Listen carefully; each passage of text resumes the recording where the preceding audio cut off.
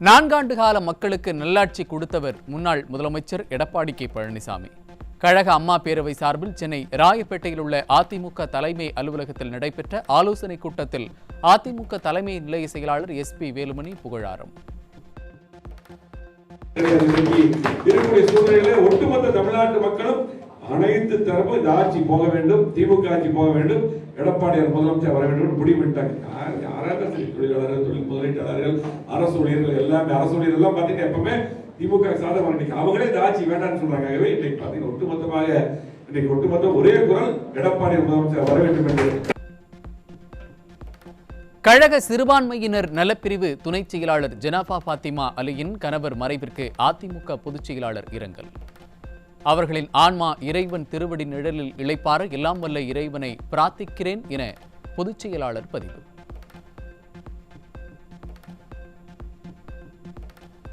ஜம்மு காஷ்மீரின் பஹல்காம் பகுதியில் நடந்த தீவிரவாத தாக்குதல். பஹல்காம் தாக்குதலுக்கு பிறகு காஷ்மீரில் 10 பயங்கரவாதிகளின் வீடுகளை தரை மட்டமாக்கி இந்திய ராணுவம் அதிரடி நடவடிக்கை.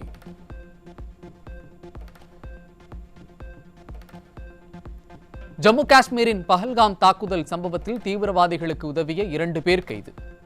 2 கைத்துப்பாக்கிகள், 25 ரவுண்ட் பிஸ்டல், வெடிமருந்துகள் உள்ளிட்டவை பறிமுதல்.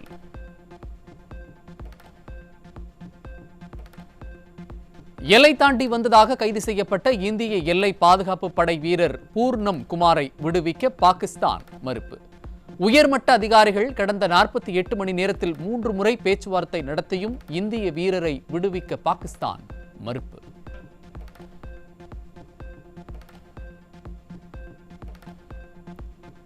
பஹல்காம் தாக்குதலின் எதிரொலியாக காஷ்மீரில் லஷ்கர்-இ-தொய்பா தீவிரவாத அமைப்பைச் சேர்ந்த 6 தீவிரவாதிகளின் வீடுகள் இடித்து தரை மட்டம். புல்வாமா, சோபியான் உள்ளிட்ட மாவட்டங்களில் 2 நாட்களில் துவம்சம் செய்த எல்லை பாதுகாப்பு படை.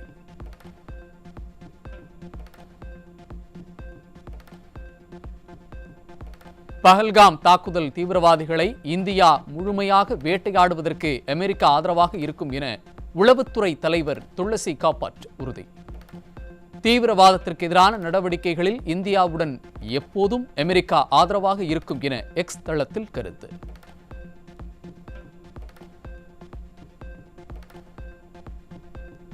தமிழ்நாட்டில் தங்கியுள்ள 250 பாகிஸ்தானியர்கள் வரும் 29ஆம் தேதிக்குள் வெளியேற வேண்டும் என இந்திய குடியுரிமை துறை உத்தரவு. மருத்துவ சிகிச்சை, திருமண ஏற்பாடு உள்ளிட்ட காரணங்களால் சென்னை உட்பட மாநிலம் முழுவதும் தங்கியுள்ளவர்களுக்கு நோட்டீஸ் அனுப்பப்பட்டுள்ளது. தஞ்சை அருகே 14 வயது சிறுமியை காதலிப்பதாக ஆசை வார்த்தை கூறி பாலியல் வன்கொடுமை செய்து கர்ப்பமாக்கிய இளைஞர் போக்சோவில் சிக்கினார். ஸ்டாலின் ஆட்சியில் சட்டம் ஒழுங்கு சரியில்லாததால் சிறுமிகளுக்கு எதிரான குற்றச்சம்பவங்கள் அதிகரித்து வருவதாக பொதுமக்கள் குற்றச்சாட்டு. சென்னை பெரம்பூரில் பெண்ணை கர்ப்பமாக்கி கைவிட்ட இளைஞர் சிக்கினார். தலைநகரத்திலேயே காவல்துறை கும்பகர்ண தூக்கத்தில் உள்ள நிலையில் குற்றச்சம்பவங்கள் தலைவிரித்தாடுவதாக பொதுமக்கள் குற்றச்சாட்டு. புதுக்கோட்டை மாவட்டம் வடவாளம் அருகே குடும்ப தகராறு காரணமாக மனைவியை வெட்டி படுகொலை செய்த கணவர். ஸ்டாலின் ஆட்சியில் கொலை சம்பவங்கள் அதிகரித்து வருவதாக பொதுமக்கள் குற்றச்சாட்டு.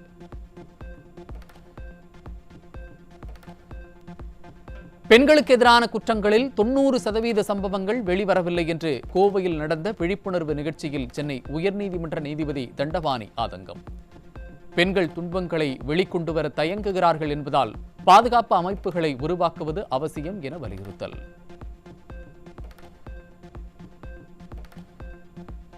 சிவகங்கையில் திமுக பிரமுகர் மர்ம நபர்களால் வெட்டி படுகொலை.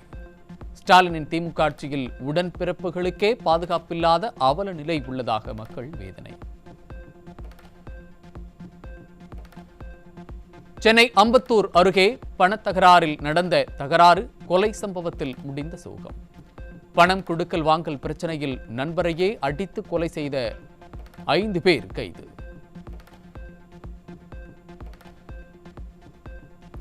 தென்காசியில் மனைவியுடன் தகாத உறவை கண்டித்த கணவர் மனைவியின் கள்ளக்காதலனால் வெட்டி கொலை. ஸ்டாலின் மாடல் ஆட்சியில் ஒரே நாளில் அடுத்தடுத்து அரங்கேறி வரும் படுகொலை சம்பவங்களால் மக்கள் அச்சம். புதுச்சேரி கருவடிக்குப்பம் பகுதியில் பாஜக பிரமுகர் 10 பேர் கொண்ட மர்ம கும்பலால் வெட்டி படுகொலை. தப்பியோடிய மர்ம கும்பலுக்கு போலீசார் வலை வீச்சு.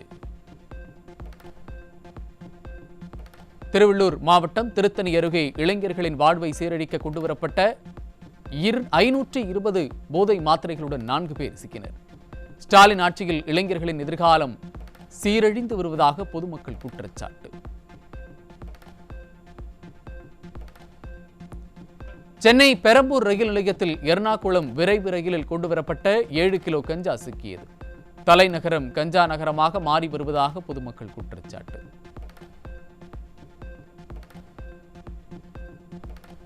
கடலூர் மாவட்டம் சிதம்பரம் ரயில் நிலையத்தில் கன்னியாகுமரி வரை செல்லும் சிறப்பு ரயிலில் கேட்பாரற்று கிடந்த 10 கிலோ கஞ்சா சிக்கியது. ஸ்டாலின் ஆட்சியில் தினந்தோறும் கஞ்சா சிக்குவது தொடர்கதையாகி வருவதாக பொதுமக்கள் குற்றச்சாட்டு.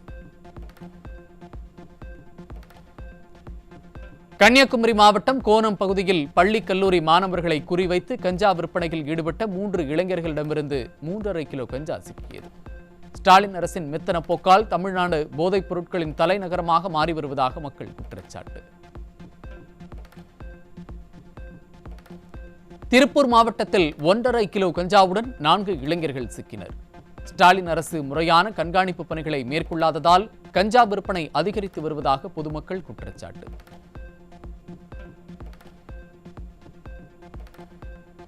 கர்நாடகாவில் இருந்து தமிழகத்திற்கு கண்டெய்னர் லாரியில் கடத்த முயன்ற 5 லட்சம் ரூபாய் மதிப்பிலான 530 கிலோ புகையிலை பொருட்கள் சிக்கியது.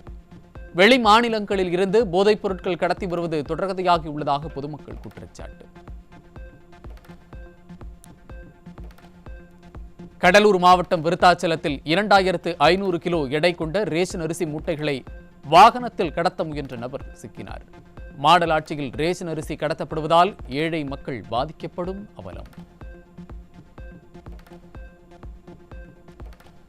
சென்னை கோயம்பேட்டில் பணியில் இருந்த குற்றப்பிரிவு காவலரை போதையில் சரமாரியாக தாக்கிய இளைஞரால் பரபரப்பு. திறனற்ற ஸ்டாலின் மாடல் ஆட்சியில் மக்களை பாதுகாக்க வேண்டிய காவலர்களுக்கே பாதுகாப்பில்லாத அவல நிலை.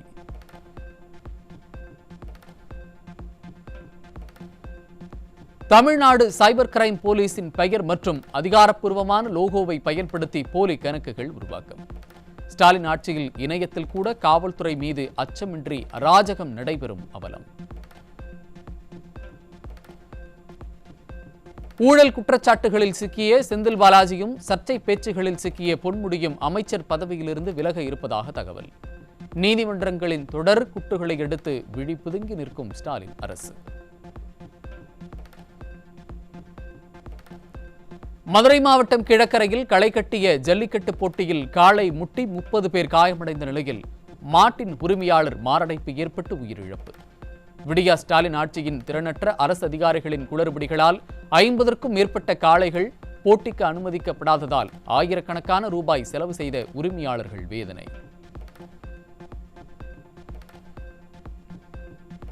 திண்டுக்கல் மாவட்டம் வேடசந்தூர் அருகே காதல் தோல்வியால் எலி மருந்தை குளிர்பானத்தில் கலந்து குடித்து வீடியோ எடுத்து ரீல்ஸ் பதிவிட்ட இளைஞர் மருத்துவமனையில் அனுமதி.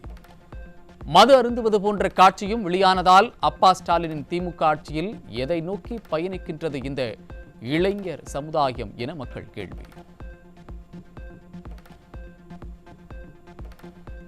கிருஷ்ணகிரி மாவட்டம் ஹொசூரில் குப்பை வரி செலுத்த நிர்பந்திக்கும் மாநகராட்சி நிர்வாகத்தை கண்டித்து வணிகர்கள் கூட்டமைப்பினர் வாயில் கருப்பு துணி கட்டி கையில் கருப்பு கொடி ஏந்தி போராட்டம். விடியா ஸ்டாலின் ஆட்சியில் வரி விதிக்காத துறையே இல்லை என்ற அளவிற்கு அனைத்து தரப்பினரையும் வாட்டி வதைக்கும் அராஜகத்திற்கு 2026 தேர்தலில் சரியான பாடம் புகட்டுவோம் என எச்சரிக்கை. தூத்துக்குடி வீட்டு வசதி வாரிய காலனியில் வீட்டின் முன்பு அருந்து விழுந்து கிடந்த மின்சார கம்பியில் இருந்து மின்சாரம் தாக்கி பெண் பலி. அருந்து விழுந்த மின்சார கம்பி குறித்து தகவல் தெரிவித்தும் விடியா ஸ்டாலின் அரசின் மின்சாரத்துறை நடவடிக்கை எடுக்காமல் அலட்சியம் காட்டியதால் உயிரிழப்பு ஏற்பட்டுள்ளதாக மக்கள் வேதனை. விருதுநகர் மாவட்டத்தில் பட்டாசு ஆலை வெடி விபத்தில் 2025 மொத்தம் 13 பேர் உயிரிழந்த நிலையில் 10க்கும் மேற்பட்டோர் காயமடைந்துள்ளனர். ஸ்டாலின் அரசு விதி மீறல், பாதுகாப்பு விதிகள் போன்றவற்றை பின்பற்ற நடவடிக்கை எடுக்காததால் உயிரிழப்புகள் தொடர்வதாக பொதுமக்கள் குற்றச்சாட்டு. தஞ்சை மாவட்டம் கும்பகோணம் அருகே அரசு பள்ளியில் ஏற்பட்ட தீ விபத்தால் நாப்கின் மற்றும் டேபிள் உள்ளிட்ட பொருட்கள் எரிந்து சேதம். மாவட்ட நிர்வாகத்தின் அலட்சியத்தால் அரசு பள்ளி மது பிரியர்களின் கூடாரமாக மாறி வருவதே தீ விபத்திற்கு காரணமாக இருக்கும் என மக்கள் குற்றச்சாட்டு. ராமநாதபுரம் மாவட்டம் முதுகுளத்தூரில் தெருநாய் கடித்து சிறுவன் படுகாயம். ஸ்டாலின் ஆட்சியில் பேரூராட்சி நிர்வாகம் நாய்களை கட்டுப்படுத்த நடவடிக்கை எடுக்கவில்லை என குற்றச்சாட்டு.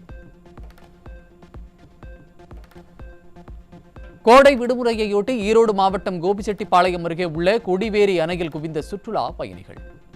அருவியில் குளித்தும் பரிசல் சவாரி செய்தும் உற்சாகம்.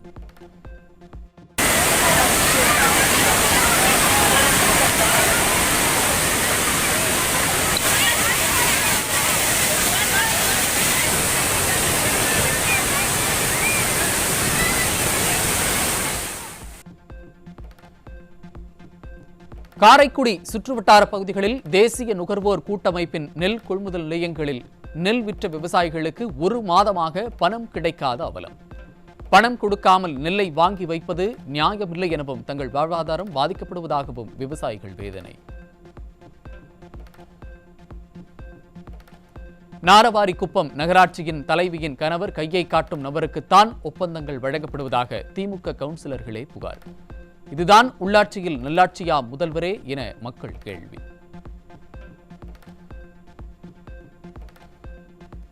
அண்டை மாநிலங்களில் இருந்து விதையில்லா பச்சை திராட்சை பழங்களின் வரத்து அதிகரிப்பு காரணமாக திண்டுக்கல்லில் பன்னீர் திராட்சை விலை வீழ்ச்சி. 1 கிலோ 50 ரூபாய் முதல் 60 ரூபாய்க்கு மட்டுமே விற்பனையாவதால் பெரும் இழப்பை சந்தித்துள்ளதாக திராட்சை விவசாயிகள் வேதனை.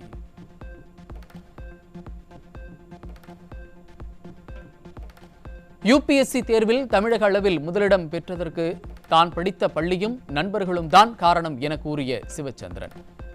முதல்நிலை தேர்விற்கு நான் முதல்வன் திட்டத்தில் பயிலாத சிவச்சந்திரனின் வெற்றியில் ஸ்டாலின் அரசு ஸ்டிக்கர் ஒட்டி விளம்பரம் தேடுவது வெட்கக்கேடானது என மக்கள் விமர்சனம். 2021 கோடி ரூபாய் உரபாக்கி தொகையை செலுத்த தவறிய தமிழக வேளாண் துறைக்கு சென்னை உயர்நீதிமன்றம் நோட்டீஸ். ஸ்டாலின் மாடல் அரசு நீதிமன்றங்களில் குட்டு வாங்காத நாட்களே இல்லை என மீண்டும் மீண்டும் நிரூபணம்.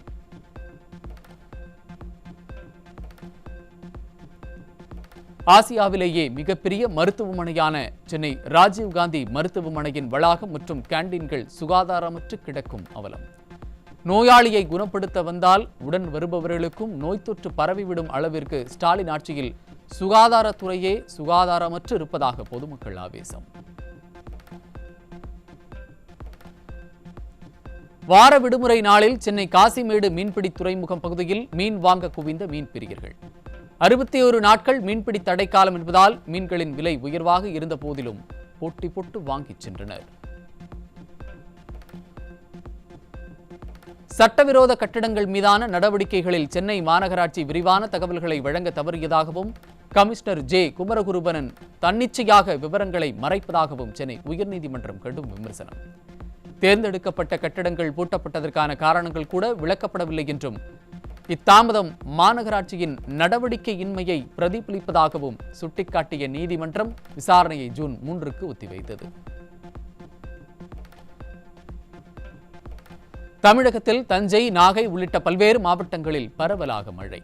வெப்பம் தணிந்ததால் மக்கள் மகிழ்ச்சி.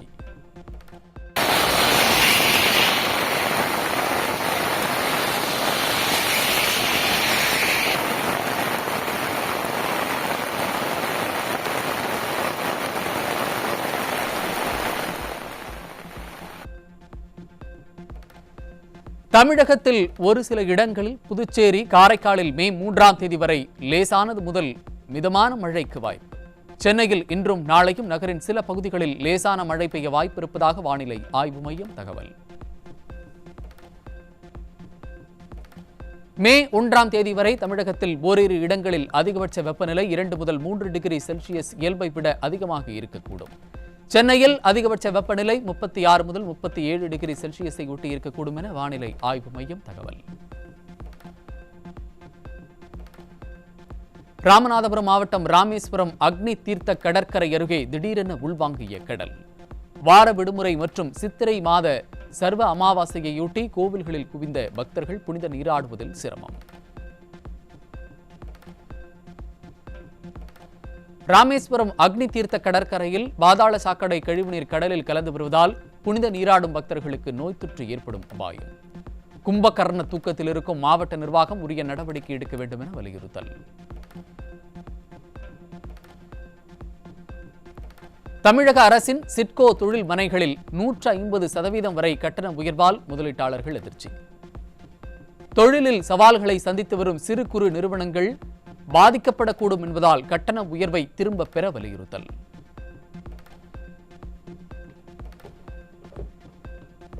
இரண்டாயிரத்தி 25-26 கல்வியாண்டில் 4 மற்றும் 7ஆம் வகுப்பிற்கு 3 பிரிவுகளாக இருந்த சமூக அறிவியல் புத்தகம் ஒரே புத்தகமாக இணைப்பு. வரலாறு, புவியியல், சமூக மற்றும் அரசியல் வாழ்க்கைக்கான 3 தனித்தனி புத்தகங்களாக இருந்ததை ஒரே புத்தகமாக சுருக்கி இருப்பதாக தேசிய கல்வி ஆராய்ச்சி மற்றும் பயிற்சி கவுன்சில் தகவல்.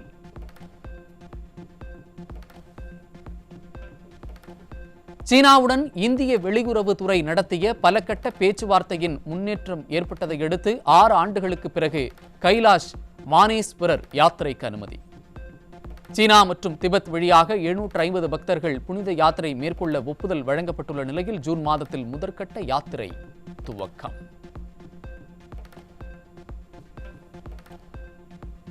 இந்திய ராணுவ வீரர்களின் உணவுகளில் சிறுதானிய வகைகள் சேர்க்கப்பட்டுள்ளதை அடுத்து தமிழக விவசாயிகளிடமிருந்து 2015 டன் ராகி கொள்முதல்.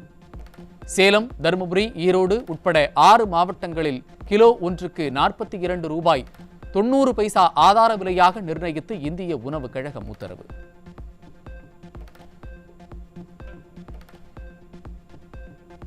ஹைப்பர்சோனிக் ஏவுகணைகளுக்கான ஸ்கிராம் ஜெட் என்ஜினை இயக்கி 1000 வினாடிகளுக்கு மேல் வெற்றிகரமாக தரை சோதனை செய்து முக்கிய மைல்கல்லை எட்டியது இந்தியாவின் DRDO. அமெரிக்கா, ரஷ்யாவிற்கு அடுத்தபடியாக ஹைப்பர்சோனிக் தொழில்நுட்பத்தில் இந்தியா முன்னணி நாடாக நிலைநிறுத்தம்.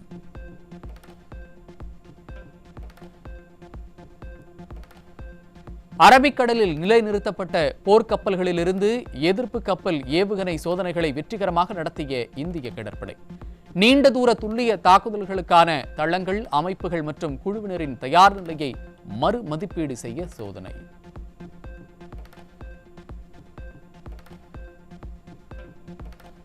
ரஷ்யாவுடன் நிரந்தர போர் நிறுத்தத்திற்கு தயார் என அமெரிக்க அதிபர் டொனால்டு டிரம்பிடம் உக்ரைன் அதிபர் ஜெலன்ஸ்கி உறுதி. மக்களின் உயிர்களை பாதுகாத்தல், நீடித்த அமைதி குறித்து விவாதிக்கவும் டிரம்புடனான சந்திப்பு வரலாற்று சிறப்பு மிக்கதாக மாறும் எனவும் ஜெலன்ஸ்கி எக்ஸ் தளத்தில் பதிவு. ஈரானின் பந்தர் அப்பாஸ் துறைமுகத்தில் ஏற்பட்ட பயங்கர வெடி விபத்தில் 14 பேர் உயிரிழப்பு, 700க்கும் மேற்பட்டோர் படுகாயம். ஷாஹித் ராஜை பகுதியில் கண்டெய்னரில் சேமித்து வைக்கப்பட்டிருந்த ரசாயன பொருட்களில் தீப்பற்றி வெடித்ததில் 1 கிலோமீட்டர் சுற்றளவிற்கு கட்டிடங்கள் சேதம்.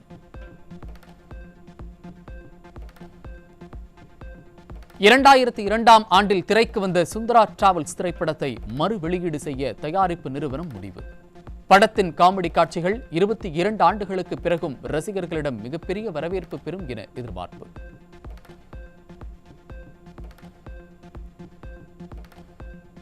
நடிகர் சமுத்திரக்கனி சிறப்பு தோற்றத்தில் நடிக்கும் காந்தா திரைப்படத்தின் புதிய போஸ்டர் அவரது பிறந்த நாளில் வெளியாகி ரசிகர்களிடம் வரவேற்பு. தமிழ் உட்பட 3 மொழிகளில் தயாராகும் படத்தில் நடிகர் துல்கர் சல்மான் கதாநாயகனாக நடிக்கிறார்.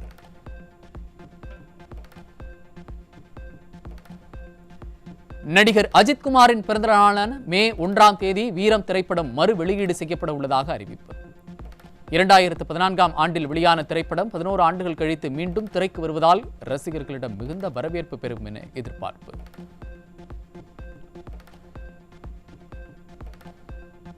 டெல்லியில் நடைபெற்ற ஆசிய யோகாசன சாம்பியன்ஷிப் போட்டி.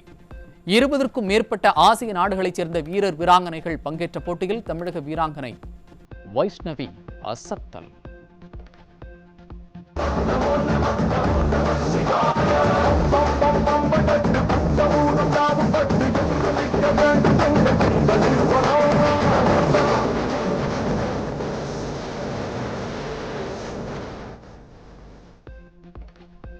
டெல்லியில் இன்று இரவு 7:30 மணி அளவில் நடைபெறும் IPL போட்டியின் 46வது ஆட்டத்தில் டெல்லி அணியும் பெங்களூரு அணியும் பல பரீட்சை.